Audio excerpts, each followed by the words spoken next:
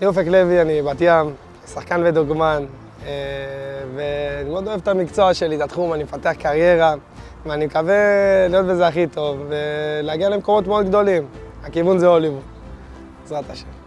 מטורף, באמת מטורף. לא ידעתי איפה לשים את עצמי באותו רגע, כזה עוד שנייה נפלתי מהרגליים. הרגשה עילאית, ולהציג את המדינה שלי בתחרות כל כך גדולה, ולהביא ניצחון מתוך 18 מדינות, זה... את יכולה להבין לבד את ההרגשה.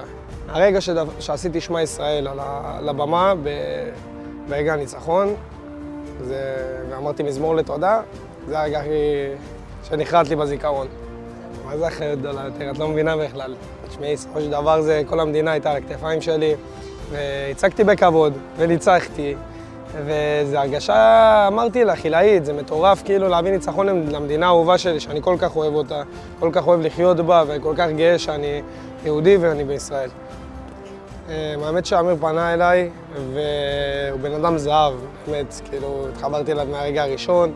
הוא ראה עבודות שלי, הוא ראה את התיק העבודות שלי, את הצילומים שעשיתי, אם זה הפקות, אם זה פה, אם זה שמה.